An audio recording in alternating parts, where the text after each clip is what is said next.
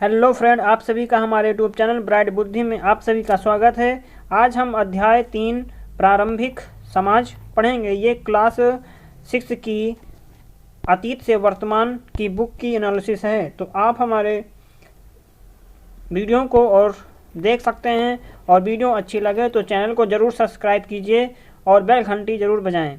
तो आइए शुरू करते हैं। इससे पहले के अध्याय 2 समाप्त हो चुका है, तो आप हमारे प्लेलिस्ट में जा कर के अध्याय 2 कंप्लीट करके फिर अध्याय 3 को पढ़ सकते हैं।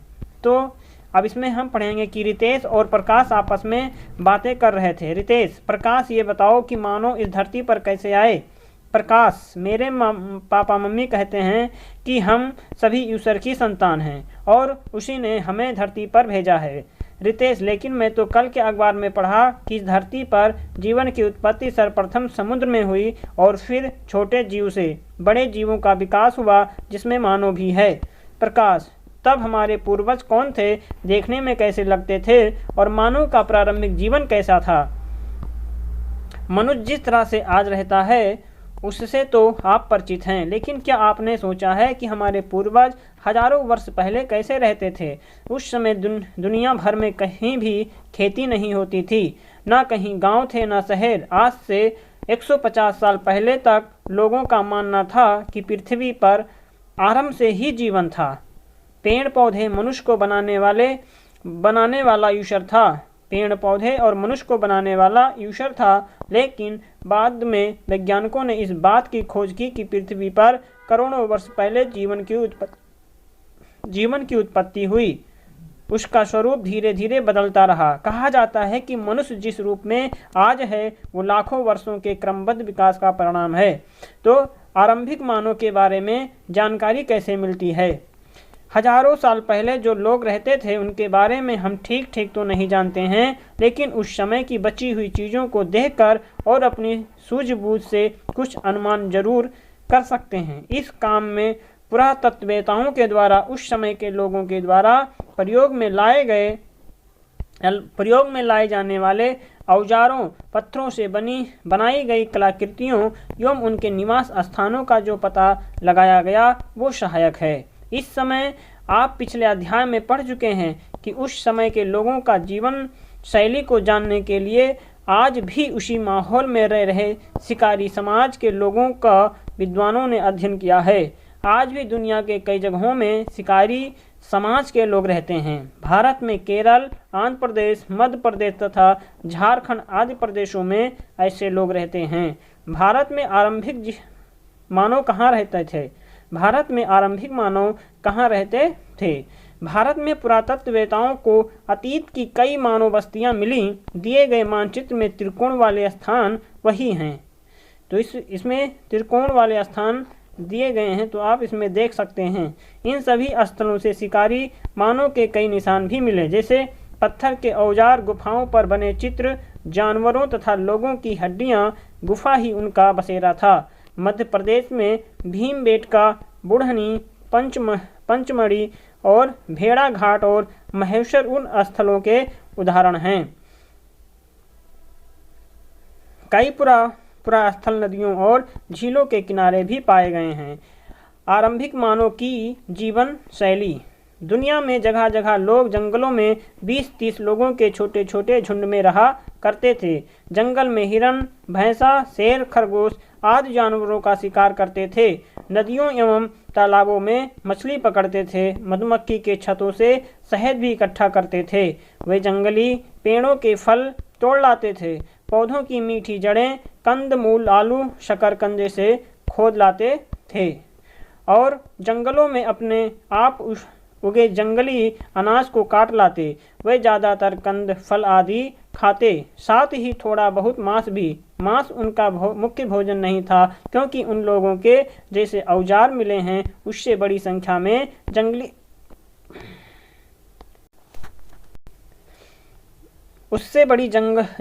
में जंगली जानवरों का शिकार करना बहुत कठिन रहा होगा। दूसरे जानवर उनसे ज़्यादा शक्तिशाली और तेज दौड़ने वाले भी थे।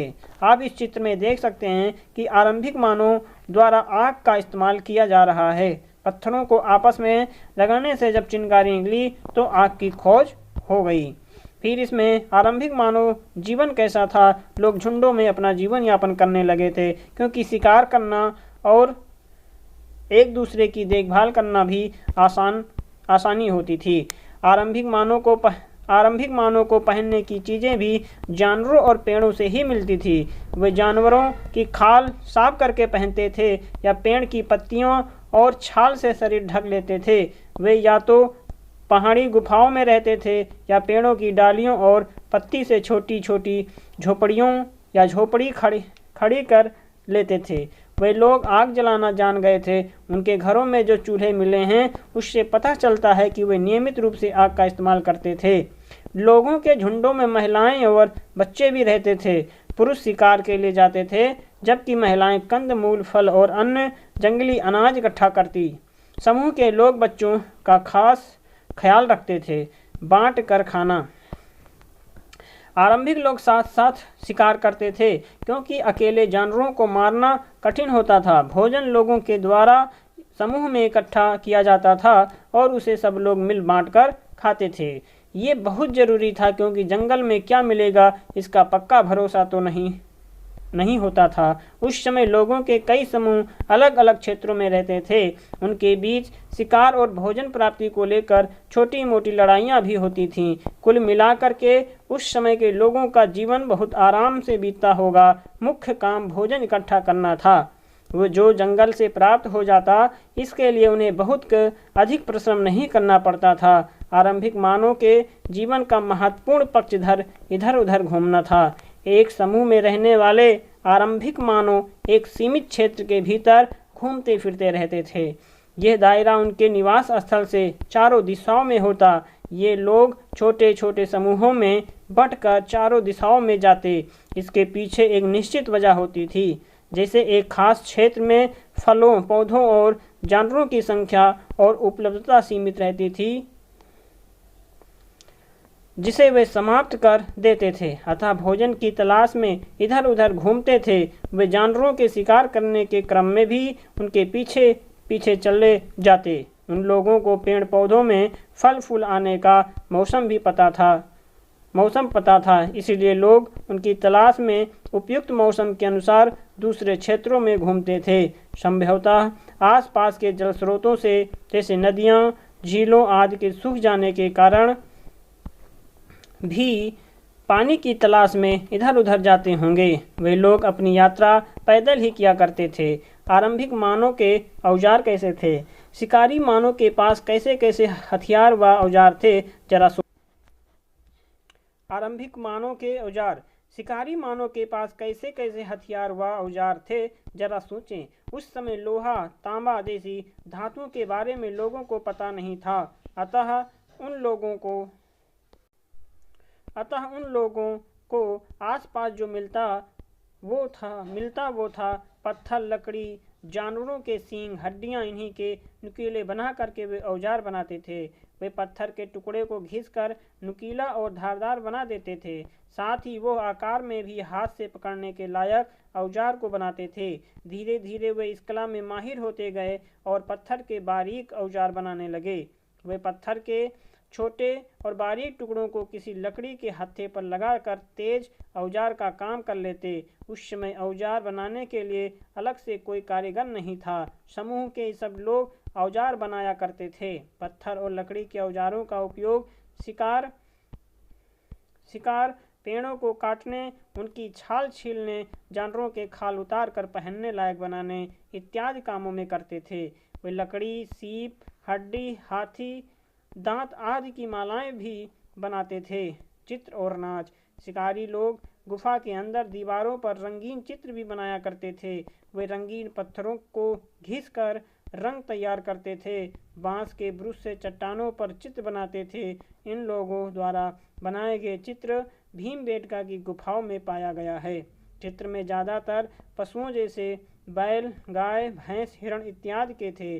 चित्रों के बनाने के अलावा उनके जीवन में एक और महत्वपूर्ण चीज़ नाच था। ये सब मिल करके देर तक नाचते भी थे। पैसरा का सूक्ष्म निरीक्षण। पैसरा बिहार के मुंगेर जिले में स्थित है। यहाँ पर आरंभिक मानव से संबंधित पुराने स्थल मिले। यहाँ से यूरोप में पाए जाने वाले आरंभिक मानव के औजारों की तरह के औजार भी मिले हैं। पैसरा संभवतः आवास और निर्माण स्थल था। नाम और तिथियां। नवपाषाणकालीन हड्डियों के ये औजार हैं और ये नवपाषाणकालीन पत्थर के ये औजार हैं। जिस काल के मानव के बारे में आपने ऊपर पढ़ा, उनके जीवन में पत्थरों का स्थान सबसे महत्वपूर्ण था। आपने देखा कि पत्थर की गुफा, उसके औजार, उसी के आभूषण का प्रयोग हुए करते। अतः इस काल को पुरातत्वविदों ने पाषाण काल का नाम दिया। पाषाण काल का नाम दिया। आगे पढ़ेंगे मध्य पाषाण और नवपाषाण काल के ये औजार हैं।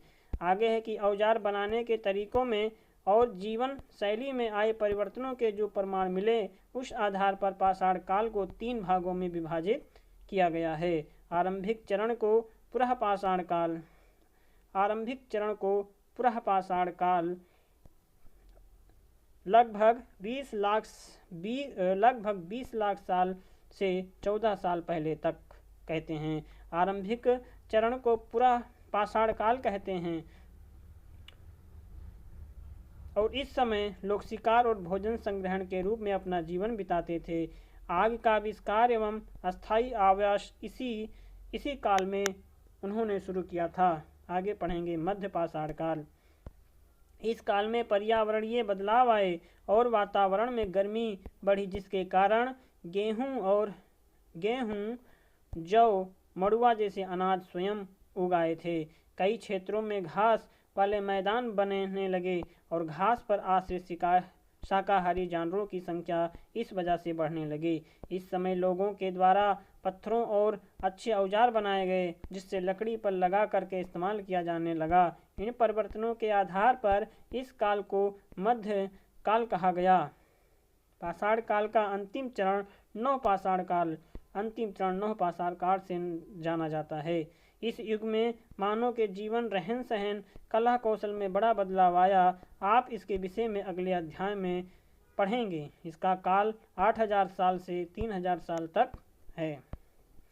तो इस अध्याय में बस इतना ही। इसमें कुछ वस्तुनिष्ठ प्रश्न है कि भारतीय उपमहाद्वीप में आरंभिक मानव के निशान किस राज्य से मिले थे? तो बिहार, उत्तर प्रदेश, मध्य प्रदेश या गुजरात से।